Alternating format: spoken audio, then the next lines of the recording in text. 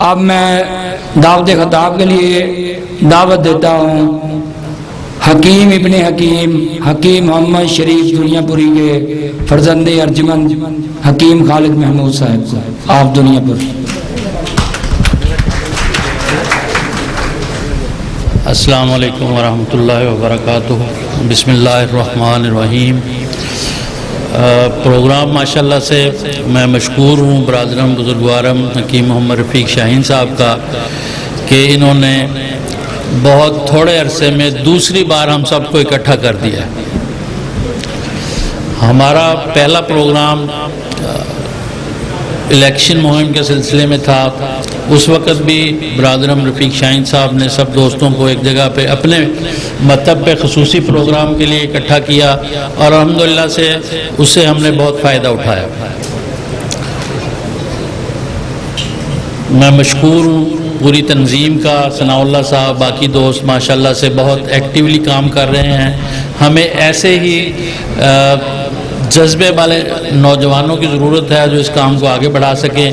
میں نے دو چار باتیں ذہن میں پہلے رکھی تھیں کہ میں اس کو آپ سے گفتگو کروں گا، لیکن کیونکہ وقت کی کمی ہے تو میں بہت مختصر طور پہ کچھ چیزیں بیان کرنا چاہوں گا۔ نظریہ مفردہ، میں عمر تو بہت کم ہے آپ لوگوں سے، بزرگوں جیسے بیٹھے ہیں میرے، لیکن میں اس کی تاریخ کا عینی شاہد ہوں، کیونکہ میرے والد محترم بالکل بچپن میں جب میں کچھ 6 7 8 سال کا ہی ہوتا تھا، اس وقت سے مجھے جو ہے وہ مختلف طبی کیمپ یا پروگرام جہاں پہ بھی ہوتے تھے تو وہ چھٹیوں کے دنوں میں مجھے اکثر ساتھ لے کے جایا کرتے تھے۔ میں نے وہ وقت بھی دیکھا ہوا ہے کہ پنجاب ہوٹل میں 4 5 لوگ بیٹھتے تھے۔ استاد صاحب کی وفات کے بعد 1972 میں بالکل ایک جمود آ گیا تھا، ایک اس قدر جو ہے وہ مایوسی کی کیفیت سب شاگردان کو ہوئی تھی کہ وہ سوچ بھی نہیں سکتے تھے کہ ہمارے لیے ایک ایسی عظیم ہستی جو ہے وہ گزر جائے گی۔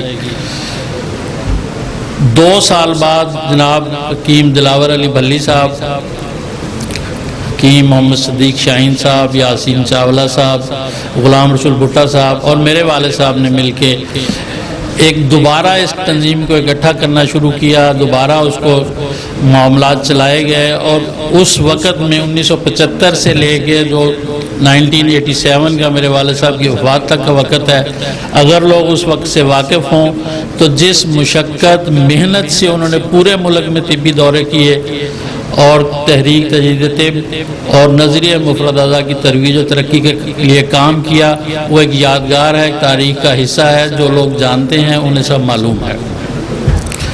دوسری بات میں عرض کروں گا اس حوالے سے کہ باجی سلمہ جو ہمارے استاد صاحب محترم صاحب الملتانی رحمۃ اللہ کی بیٹی ہیں، ان سے گفتگو رہتی ہے، رابطہ رہتا ہے۔ انہوں نے اشارتاً مجھے بات کی کہ جی والد صاحب کو 50 سال ان کے مکمل ہو رہے ہیں وفات کے، تو کوئی پروگرام ہونا چاہیے۔ تو میں نے عرض کیا ہمارے لیے تو یہ بہت بڑی سعادت کی بات ہے، اور ہم اس کو اپنے لیے اعزاز سمجھیں گے کہ اس قسم کا کوئی ایک بھی پروگرام کر لیں، لیکن میرے ذہن میں اس سے بھی بڑی بات ہے کہ ہم یہ پورا سال جو ہے ان کے لیے پورے ملک میں جگہ جگہ جو ہے وہ یادگار کے طور پہ جو ہے وہ پروگرام کریں گے انشاءاللہ۔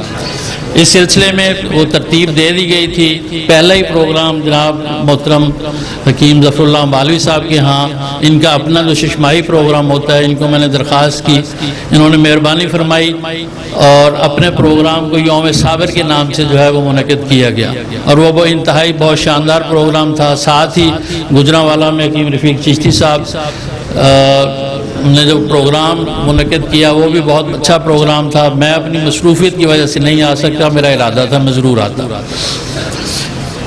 یہ جو کام ہم کر رہے ہیں یہ اس کا کچھ بھی نہیں ہے جو ہم نے اس سے حاصل کیا ہے۔ اس علم نے، اس علمی وراثت نے جو استاد صاحب نے ہمارے لیے چھوڑی ہے، ہم نے عزت، شہرت اور دولت ہر چیز پائی ہے۔ ہمارا حق بنتا ہے، اور مجھے افسوس ہوتا ہے اس بات کا کہ ہم ہر آدمی اپنی اپنی جگہ کے ایک بہت بڑا مرکز بن چکے ہیں، اور الحمدللہ سے مجھے اس پہ خوشی بھی ہوتی ہے، اس کی بات میں دوبارہ کرتا ہوں۔ لیکن جو حق بطور ایک محقق کے، بطور ایک طبی سائنسدان کے اور نظریہ مفرد اعضاء کے موجد کے طور پہ جو انہوں نے کام کیا ہے، ہم تاریخ میں ان کو اس کا حصہ نہیں دے سکے جو ان کو نام ملنا چاہیے تھا، جو ان کے معاملے میں جو ہے وہ لوگوں کو آگاہی ہونی چاہیے تھی، ہم وہاں تک نہیں پہنچا سکے۔ نظریہ پہنچایا ہے ہم نے اپنے استاد کو جو وقار دینا تھا، جو نام دینا تھا، جو ان کی شخصیت کو علمی طور پہ اور عوام الناس میں روشناس کروانا تھا، وہ ہماری کوتاہی میں شامل ہے، ہم اس کو مانتے ہیں، لیکن ہم اس کو کریں گے۔ اب ہمیں اس غلطی کا احساس ہو گیا ہے، اسی حوالے سے یہ پروگرام جو ہے وہ جاری ہے۔ الحمدللہ سے میں نے ریکویسٹ کی تھی رفیق شاہین صاحب سے بھی کہ یہ پروگرام ہم کریں گے، انہوں نے جلدی کر دیا الحمدللہ۔ میرا خیال تھا کہ ہم یہ دسمبر میں لاہور والا پروگرام کریں گے، لیکن بہت اچھا ہے، اللہ کا شکر ہے کہ یہ پروگرام ہوا ہے۔ اگلا پروگرام جو ہے وہ انشاءاللہ کوئی ترتیب بن رہی ہے، راولپنڈی میں اگست میں پروگرام ہوگا، جناب کے خالد محمود صاحب اور عبدالعزیز خان صاحب سے بات ہو رہی ہے، جیسے کوئی تاریخ آئے گی ہم اس کو اعلان کریں گے۔ ستمبر میں پروگرام ہے انشاءاللہ کوئٹہ کا، بلوچستان کے لوگ جو ہیں وہ استاد صاحب کی یاد میں ایک عظیم الشان پروگرام کرنا چاہ رہے ہیں، اس کی بھی ترتیب کچھ دنوں میں آ جائے گی۔ نومبر میں جو ہے وہ ہم انشاءاللہ ملتان میں جیسے ایک سیمینار ہوتا ہے یوم حکیم انقلاب کے نام سے، وہ ہم انشاءاللہ بہت بڑے لیول پہ کریں گے، اور آپ کو ابھی سے اس کی دعوت ہے۔ اور ساتھ ہی کراچی کا پروگرام بھی، اس کو بھی میں خود انشاءاللہ مینیج کروں گا۔ کراچی کا پروگرام جنوری میں ہوگا۔ بیچ میں ایک اور پروگرام لاہور میں جو سب سے بڑا، کیونکہ لاہور تو مطلب پورے ملک کی جان ہے، اور ہمارے لیے تو اس لیے سب سے قیمتی ہے کہ استاد صاحب کی ساری زندگی یہاں گزری، انہوں نے ساری تحقیق یہاں کی، یہیں پہ وہ آسودہ خاک ہیں، تو ہمارے لیے تو یہ ایک بڑے اعزاز کی بات ہوتی ہے کہ ہم لاہور میں آئیں۔ لاہور میں ایک اور پروگرام ہوگا انشاءاللہ، اور ہم اس کو اگلے سال کے کوئی موسم کے مطابق کہ بہت شدید سردی بھی نہ ہو کہ آنا جانا مشکل ہو جائے، تو اس ترتیب سے ہم اس کو کریں گے۔ ابھی ڈاکٹر صاحب نے بات کی، اور برادرم جو نام یاد نہیں آ رہا چلے گئے، دوست ان کا سائم جمیل صاحب نے، ان کی بات بالکل ٹھیک ہے۔ مجھے اتفاق ہوا الحمدللہ سے، موقع نصیب ہوا، میں نے کچھ تھوڑی سی فارمیسی پڑھی ہے، والد صاحب کا انتقال ہو گیا اچانک حادثے میں، تو میں وہ تعلیم چھوڑ کے اس طرف آ، ان کو بھی یہ کہنا تھا کہ آپ نے یہ کر کے یہ کرنا ہے۔ میں نے کہا اگر ڈگری کر لوں گا تو پھر ذرا مشکل ہی ہو جائے گا کہ میں کہوں کہ جب میں حکیم دوبارہ بن جاؤں، تو میں درمیان میں ہی چھوڑ دیتا ہوں۔ درمیان میں چھوڑ کے میں نے وہ کیا الحمدللہ سے 5-10 سال جو تھوڑے مشکل سے گزرے۔ اس کے بعد مجھے موقع نصیب ہوا، میں انگلینڈ گیا، وہاں میں نے چائنیز میڈیسن تھوڑی سی پڑھی، اور جو یورپین نیوٹریشن ہے اس کو باقاعدہ کلاسز کے ساتھ اٹینڈ کیا۔ میرا وہاں پہ مقالہ تھا مختلف طریقہ ہے علاج میں، طریقہ تشخیص اور غذا سے علاج کی اہمیت۔ جیسے سائم صاحب نے فرمایا کہ وہ لوگ اس کو مانتے نہیں ہیں، انٹرسٹنگ کر کے اور شاباش لکھ کے جو ہے روانہ کر دیتے ہیں آپ کو، بہت انٹرسٹنگ، اس پہ وہ آپ کو خوش کر دیتے ہیں کہ ٹھیک ہو گیا۔ بہرحال یہ تو ہم نے کام جاری رکھنا ہے اور کرتے رہیں گے اللہ کے فضل سے۔ باقی ان کی جو تحقیق ہے غدی اعصابی ملین پہ، مجھے وہ چائنیز میڈیسن پڑھنے کا اتفاق ہوا، تو اس میں جو طور پہ جو ان کی خاص بات ہے، وہ مفردات کو بالخاصہ طور پہ استعمال کرتے ہیں۔ پہلے وہ ان کی گروپنگ کرتے ہیں کہ یہ چیز فلاں مزاج کی ہے، پھر اس سے اگلی گروپنگ کرتے ہیں کہ یہ فلاں عضو کی ہے، اور یقین جانے وہ پڑھنے کے بعد غدی اعصابی ملین کے نسخے پہ دوبارہ جب نظر ڈالی تو پتہ چلا کہ یہ 5 چیزیں جو ہیں نا جی غدی اعصابی ملین کی، جس بھی آدمی نے یہ نسخہ فارمولیٹ کیا ہے وہ کوئی اتنا بڑا محقق تھا کہ اس نے پورا جسم اس میں پرو دیا۔ اس میں سونڈ جو ہے وہ آپ کا پورا ایک علاقہ کور کرتا ہے، کالی مرچ ایک اور علاقہ کور کرتی ہے. آپ کو تشخیص ہو جائے کہ آپ نے اس مریض کو کوئی غدی اعصابی کوئی چیز دینی ہے یا علاج اس کا غدی اعصابی چیز میں کچھ بھی موجود نہ ہو, کوئی دوائی کی ضرورت نہیں ہے, یہ 5 چیزوں والا نسخہ غدی اعصابی ملین اٹھا کے دے دیں گے تو انشاءاللہ وہ فرق آ جائے گا. یہ تجربہ بھی ہے, تحقیق بھی ہے, پڑھا بھی ہے, ہمیں یقیناً اس کی طرف آنا ہوگا. پرابلمز جو ہیں وہ بے شمار ہیں. ہمارا سب سے ہمارے لیے میرے لیے اس وقت جو ہے وہ میں اکثر عرض کرتا ہوں دوستوں سے بھی, علمی طور پہ اب ہمیں کوئی مسئلہ ہی نہیں ہے. ہمارے علمی جو ہمیں ورثہ ملا ہے وہ اس قدر مضبوط ہے کہ ہم کہیں بھی کسی جگہ پہ بھی بیٹھ کے گفتگو کر سکتے ہیں, مقابلہ کر سکتے ہیں, مباحثہ کر سکتے ہیں. ہمیں اپنی سروائیول جو ہے اس کو قائم کرنا ہے کہ ہم اپنا وجود ان کو بتائیں کہ یہ کوئی چیز ہے.